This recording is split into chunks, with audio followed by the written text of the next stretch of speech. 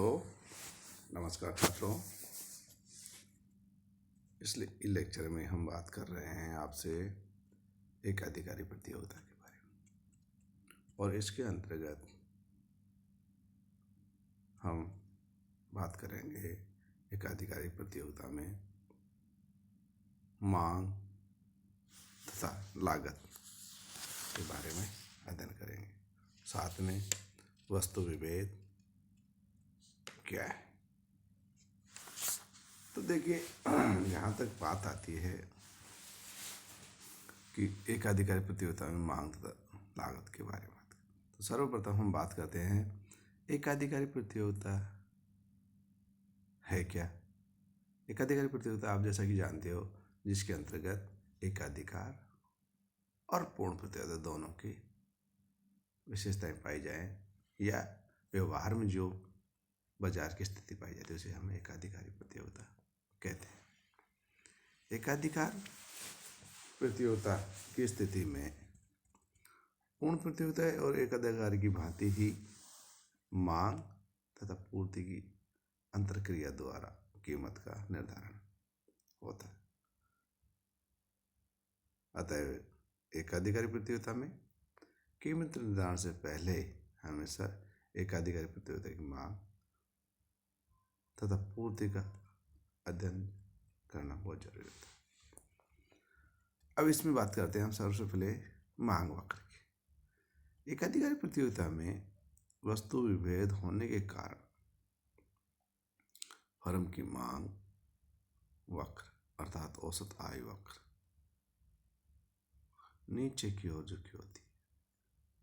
सीमांत आय वक्र अर्थात एमआर का ढलान भी नीचे की ओर होता है तथा जैसा कि इस रेखा चित्र में दिखाया गया है,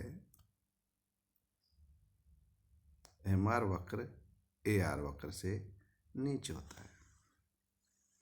यह ध्यान रखनी चाहिए कि एकाधिकारी प्रतियोगिता में मांग वक्र एकाधिकार की तुलना में अधिक लोचदार होता है। कहने का तात्पर्य यह हुआ कि एकाधिकार की तुलना में एकाधिकारी प्रतियोगिता में मांग वक्र अधिक लोचदार होता है। इसका कारण यह है कि यदि एक उत्पादक अपनी वस्तु की कीमत को बढ़ा देता है तो कुछ ग्राहक उसका उत्पादन खरीदना बंद कर देते हैं तथा दूसरी फर्मों का उत्पादन खरीदने लगेंगे। इसके विपरीत यदि वह कीमतों को कम कर देगा तो दूसरे उत्पादकों के कई ग्राहकों को अपने उत्पादन खरीदने के लिए आकर्षित कर देगा। ये इसके मांग वक्र की लोच अधिक होने के प्रभाव पड़ते हैं। इसी तरह से हम बात करें अब लागत वक्र की। लागत वक्र एकाधिकारी प्रतियोगिता में भी औसत लागत वक्र, सीमांत लागत वक्र तथा घटती बढ़ती औसत लागत वक्र यू आकार के होते हैं। अपूर्ण प्रतियोगिता का विशेष लक्षण विक्रय लागत होती है। यह लागत वस्तु के प्रचार पर खर्च होती है। चेम्बरलेन के अनुसार विक्रय लागतें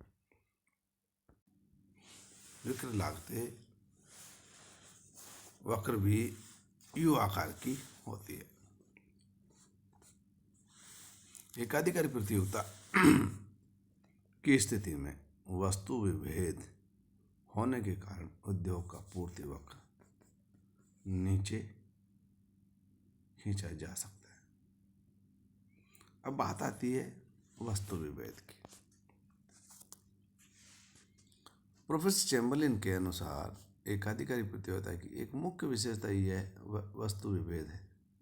वस्तु विभेद का अर्थ है कि वस्तुएं एक दूसरे के निकट स्थानापन्न तो होती है परंतु वे समरूप नहीं होती और उनमें रंग, नाम, पैकिंग, क्वालिटी आदि के दृष्टिकोण से अंतर पाया जाता है। बाजार में आप जो टूथपेस्ट फॉरेंस है, शिबा का है, बीना का है, कोलगेट है आदि ब्रांड की कई प्रकार की टूथपेस्ट या Limca, Campa Cola, Pepsodent, Coca Cola तथा थम्स अप आदि कई ठंडे पेय पदार्थ मिलते हैं। ये एक दूसरे के स्थानापन्न हैं, परंतु इनमें विभेद भी पाया जाता है। वस्तु विभेद की जो मुख्य विशेषता है वो इस प्रकार से: वस्तु विभेद के फलस्वरूप वस्तुएं पूर्ण प्रतियोगिता की तरह एक रूप नहीं होती। वस्तु विभेद बाजार की एक वास्तविक स्थिति है।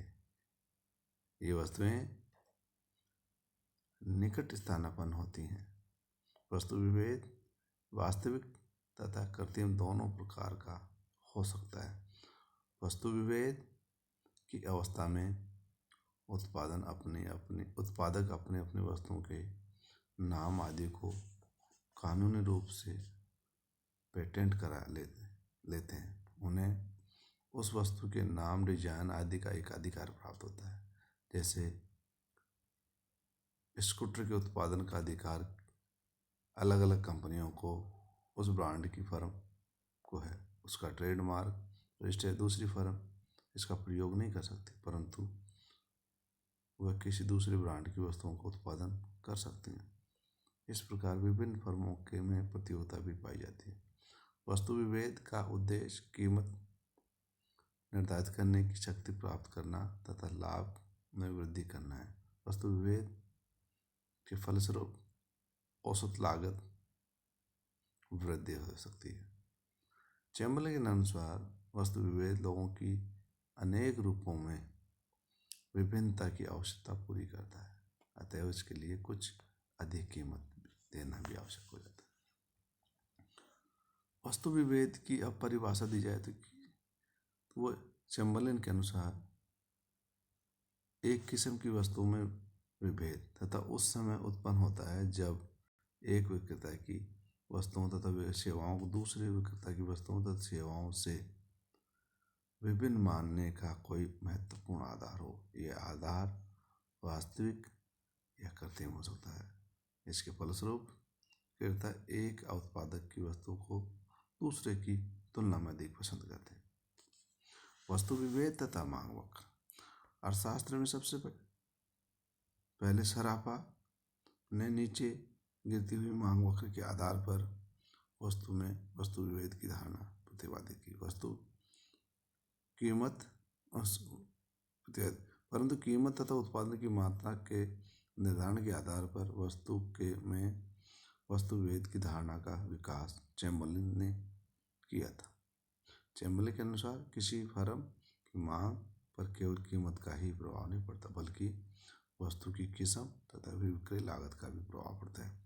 वस्तु विभेद का उद्देश्य उपभोक्ता को किसी विशेष वस्तु की मांग करने के लिए प्रेरित करना है। यह ध्यान रखना चाहिए कि विभिन्न फर्मों के उत्पादन में विभिन्नता होते हुए भी वे एक दूसरे के निकट स्थानापन्न होते हैं। विभेद का मुख्य उद्देश्य कीमत निर्धारण पर उत्पादक के प्रभाव को बढ़ाना। उत्पादक केवल कीमत लेने वाला ही नहीं वह रह जाता है, वह बल्कि कीमत निर्धारक करने वाला बन जाता है। इसके फलस्वरूप मांग वक्र का ऋणात्मक झुकाव होता है, अर्थात कीमत कम होने पर मांग वक्र बढ़ जाती है तथा कीमत के बढ़ने पर मांग कम हो जाती है। वस्तु विभेद के कारण ही मांग वक्र पर विक्रय लागतों का बहुत अधिक प्रभाव पड़ता है। वस्तु विभेद और संतुलन की जहाँ तक बात करते हैं, उसके अंतर्गत हम बात करेंगे एक अधिकार प्रतियोगिता में वस्तु विभेद का फर्म के संतुलन पर प्रभाव पड़ता है। इसे इस रेखा चित्र के द्वारा स्पष्ट किया जा सकता है। इस रेखा चित्र को बनाते समय यह मान लिया जाता है कि वस्तु की दो किस्में ए तथा बी, इसकी बिक्री के लिए कोई विक्रय लागत खर्च नहीं करनी पड़ती। फर्म को यह तय करना पड़ता है कि कौन सी किस्म की वस्तु का उत्पादन किया जाए जिससे कि अधिक लाभ प्राप्त हो सके। मान लो कि वस्तु की कीमत पहले से ही तय हो चुकी है तथा यह भी मान लिया गया है कि उत्पादक उत्पादन की अधिक मात्रा बेच सकता है यदि वह उत्तम किस्म की वस्तु का उत्पादन करता है। फर्म दोनों वस्तुओं की बिक्री में मिलने वाली कुल लाभ की तुलना करती जाएगी तथा उस वस्तु का चुनाव करेगी जिससे अधिक लाभ प्राप्त हो सकेंगे। रेखा चित्र से स्पष्ट है कि ए वक्र वस्तु ए का लागत वक्र है तथा बी वक्र वस्तु बी का लागत वक्र है। बाजार में दोनों वस्तुओं की ओपी कीमत प्रचलित है। बी वस्तु का लागत वक्र ऊंचा है अतः इसे अधिक बढ़िया किस्म की वस्तु माना जाता है। मान लीजिए ओपी कीमत पर जो कि स्थिर है वस्तु ए की ओएन मात्रा की मांग की जाती है। इसकी कुल उत्पादन लागत ONFR होगी तथा बिक्री मूल्य ONEP होगा। इस प्रकार फर्म को वस्तु ए के उत्पादन से ONEP minus ONFR is equal to RPEF लाभ प्राप्त होगा। इसके विपरीत यदि वस्तु की OM मात्रा की मांग की जाती है इसकी कुल उत्पादन लागत OMGS होगी तथा बिक्री मूल्य OMHP होगा। इस प्रकार फर्म को वस्तु बी के उत्पादन से OMHP minus OMGS is equal to SGHP लाभ प्राप्त होंगे। अतः उपरोक्त रेखाचित्र से स्पष्ट है कि वस्तु की ए तथा बी दो किस्मों में से बी प्रकार के पदार्थ की बिक्री से ए प्रकार के पदार्थ की बिक्री की तुलना में अधिक लाभ प्राप्त होंगे। इसलिए फर्म वस्तु बी का उत्पादन करती है। ये हम वस्तु विभेद की स्थिति में लाभ और संतुलन की बात करते हैं। तो हमने देखा कि वस्तु विभेद एकाधिकारी की मूल भावना है जिसे कि चैम्बरलेन ने बताया। ठीक है, आगे हम बात करेंगे एकाधिकारी प्रतियोगिता कीमत कहाँ निर्धारित होता है और उसके संतुलन कहाँ पर होता है। ठीक है, थैंक यू।